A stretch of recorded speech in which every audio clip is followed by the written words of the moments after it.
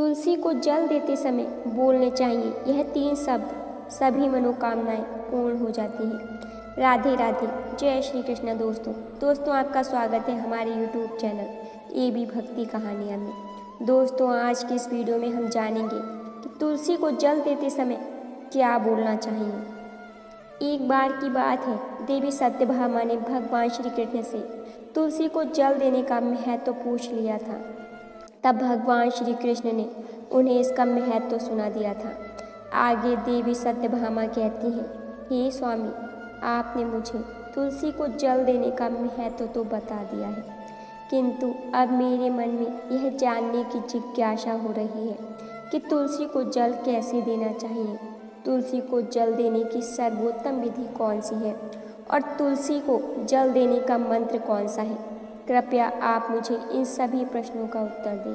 तब भगवान श्री कृष्ण देवी सत्यभामा से कहते हैं, प्रिय, जिस प्रकार से मैंने तुम्हें तुलसी का महत्व सुनाया है, उसी प्रकार से तुलसी को जल देते समय बोले जाने वाले मंत्र का भी बड़ा महत्व है। यह मंत्र केवल 3 शब्दों का है, किंतु इसका प्रभाव बहुत कल्याणकारी है। जो भी मनुष्य नित्य तुलसी को जल देते समय अपने मुख से केवल यह 3 शब्द बोल देता है, तो साक्षात लक्ष्मी उसके घर में प्रवेश करती है, उसकी दरिद्रता समाप्त हो जाती है, उसे धन धान्य की प्राप्ति होती है। वह मंत्र बताने से पूर्व मैं आपको तुलसी के इस मंत्र का महत्व सुनाता हूँ। इस कथा को सुन लेने मात्र से ही मनुष्य के समस्त पाप नष्ट हो जाते हैं। उसे 100 वर्षों तक तुलसी को जल देने का पुण्य प्राप्त हो जाता है। इसलिए देवी, आप इस कथा को ध्यान से पूरा जरूर सुनें। देवी सत्यभामा कहती है, हे प्रभु, मैं इस कथा को पूरा अवश्य सुनूंगी। आप मुझे तुलसी के मंत्र का महत्व सुनाइए। श्री कृष्ण कहते हैं, हे देवी सत्यभामा, दक्षिण में एक अत्यंत शोभायमान नगरी थी। उस नगरी में सुशर्मा नाम का एक खोटी बुद्धि का ब्राह्मण रहता था। पापियों का तो वह शिरोमणि था। उसका जन्म एक ऐसे ब्राह्मण परिवार में हुआ था जो पाप कर्म करने वाले किंतु शास्त्र ज्ञान से शून्य थे। वह जन्म से तो ब्राह्मण था, किंतु कर्म से वह अत्यंत दुराचारी था। वह न पूजा पाठ करता, न ध्यान करता, न जाप, न होम, ना ही अतिथियों का सत्कार करता था। उसके द्वार पर आए अतिथियों को बिना दान दिए ही क्रूरतापूर्वक भगा देता था। स्त्री लंपट होने के कारण ही सदैव ही पराई स्त्रियों में आसक्त रहता था। उसे मदिरा पान करने की भी आदत थी। साथ ही वह मांस खाता करता था। वह एक दिन खेत में काम करके पत्ते बेचकर जीविका चलाया करता था और रात्रि में वेश्याओं का सेवन करता था। इस प्रकार से उस ब्राह्मण ने अनेक वर्षों तक जीवन व्यतीत किया। फिर एक दिन वह दुर्बुद्धि सुशर्मा बेचने के लिए पत्ते इकट्ठा करने के लिए एक ऋषि की वाटिका में घूमने लगा और पत्ते तोड़ने लगा।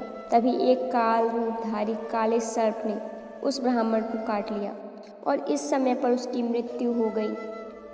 उसके बाद 2 यम के दूत उसे लेने के लिए उसी स्थान पर प्रकट हुए और उसे उठाकर यमलोक ले जाने लगे। मार्ग में वह यमदूतों के सामने बहुत विलाप करने लगा, हे दूतों, मुझे कहाँ ले जा रहे हो? मुझे छोड़ दो, मेरे प्राण बख्श दो। किंतु यमदूत उसे यह कहते हुए ले जाने लगे, अरे दुष्ट ब्राह्मण, तेरे पाप कर्मों के कारण तुझे सर्प ने काट लिया है। अब यमराज तुझे अवश्य घोर नरक में डाल देंगे। फिर यम के दूत उस ब्राह्मण को लेकर यमलोक पहुँचते हैं और यमराज के सामने खड़े हो जाते हैं। चित्रगुप्त उस ब्राह्मण का लेखा जोखा निकालते हैं और यमराज से कहते हैं, हे धर्मराज, इस ब्राह्मण ने बचपन से लेकर मृत्यु तक पाप ही पाप किया है। इसने कभी कोई पुण्य का काम नहीं किया है।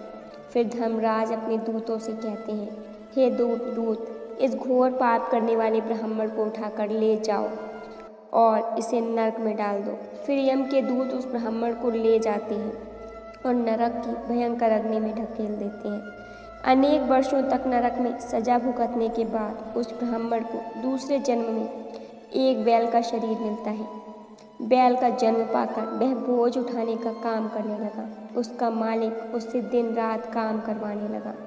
फिर जब उस बैल की शक्ति कम हुई तो उसके मालिक ने उसे एक लंगड़े आदमी को बेच दिया।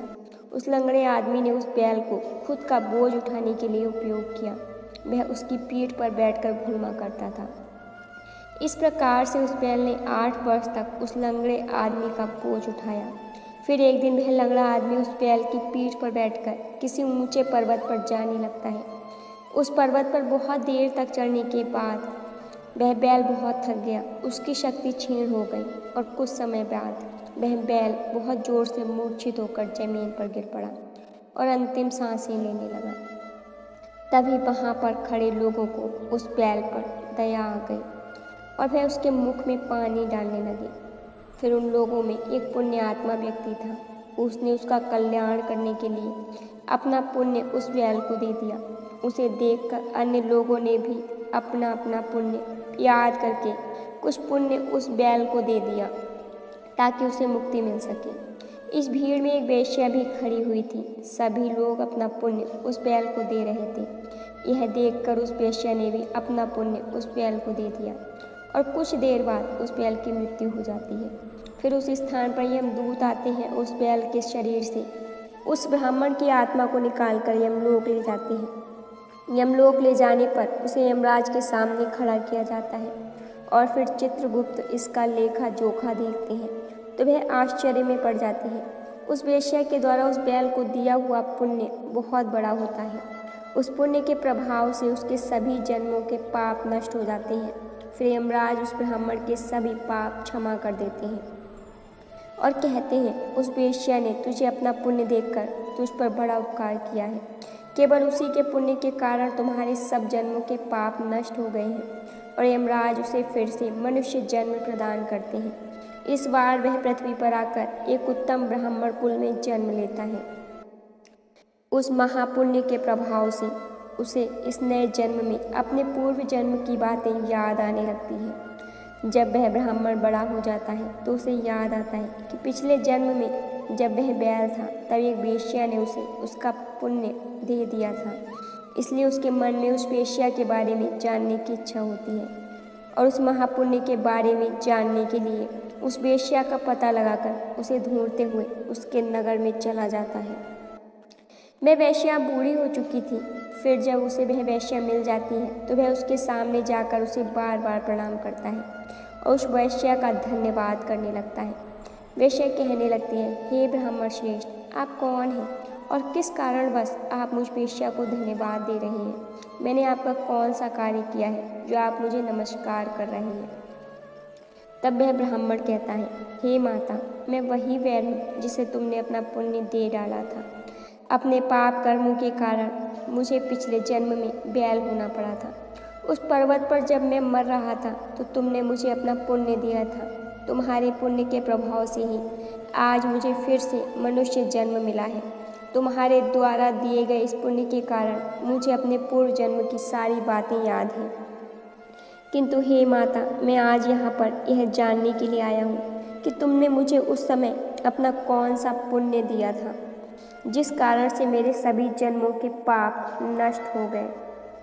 मैं उस पुण्य के बारे में जानना चाहती हूँ। तब वेश्या ने कहा, हे ब्राह्मण श्रेष्ठ, मैंने तो अपने जीवन में कोई पुण्य के काम नहीं किए हैं, किंतु मेरे घर में एक तोता है जो पिंजरे में रहकर हमेशा कुछ बोलता रहता है, जिसे सुनकर मेरा अंतःकरण पवित्र हो गया है।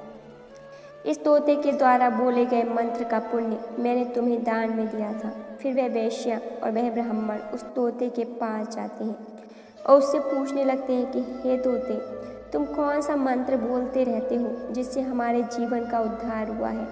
यह मंत्र तुम्हें किसने सिखाया और इस मंत्र का क्या अर्थ होता है?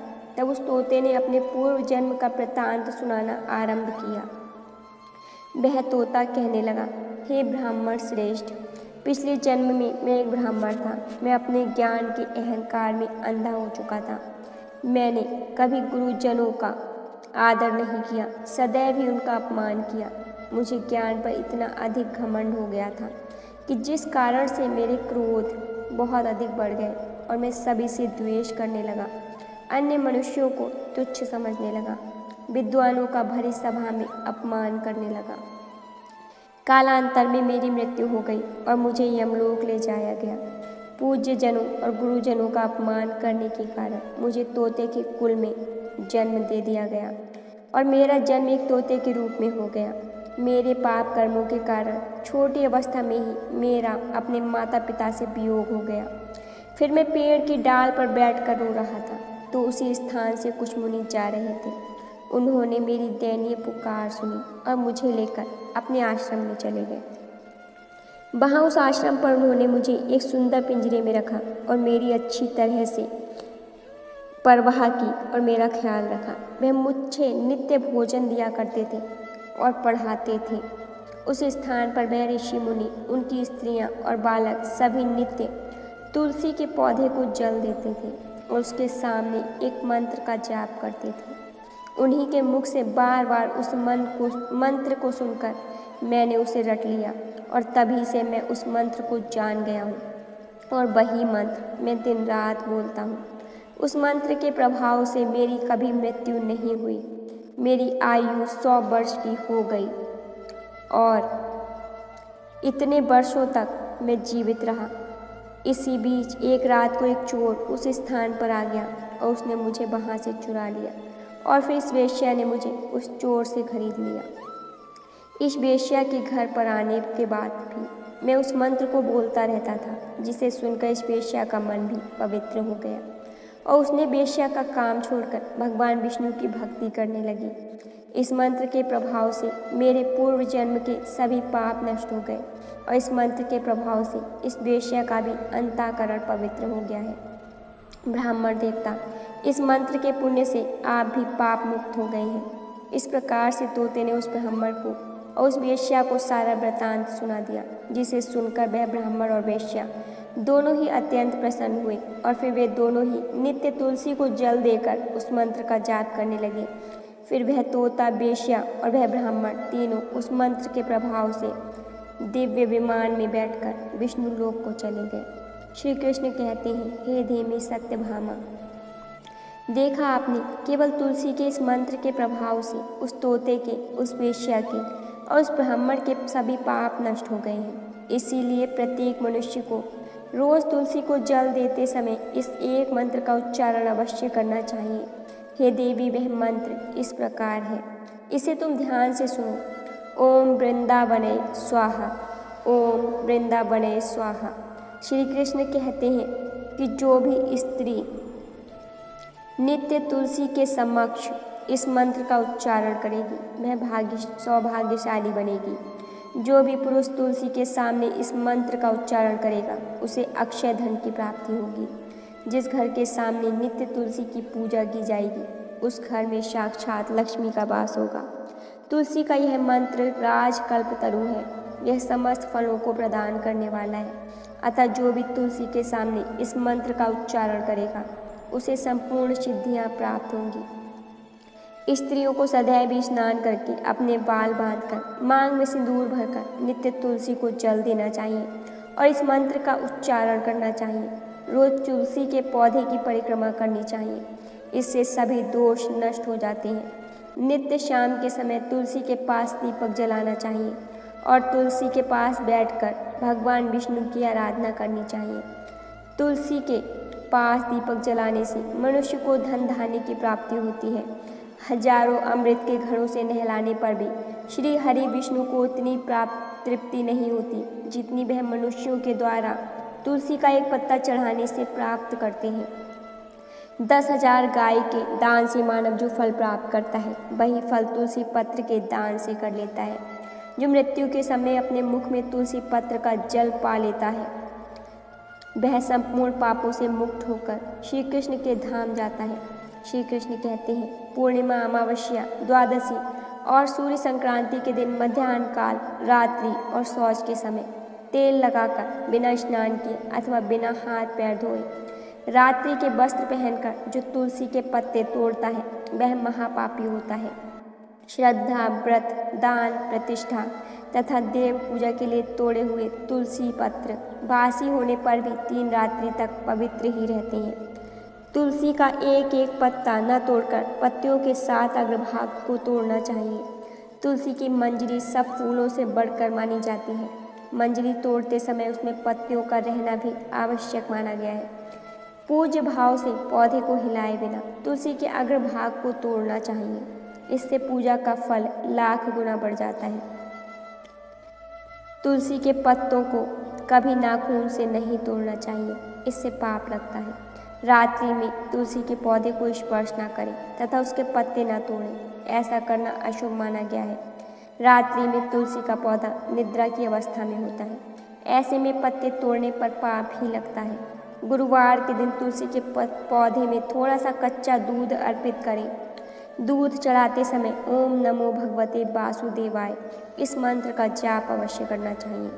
तुलसी के पौधे के पास शालिग्राम रखें, उस पर तिल चढ़ाएं। पूजा में तुलसी और शालिग्राम को दूध में भीगी हल्दी का तिलक अवश्य करें। शालिग्राम पर तुलसी पत्र रखकर चंदन लगाना चाहिए।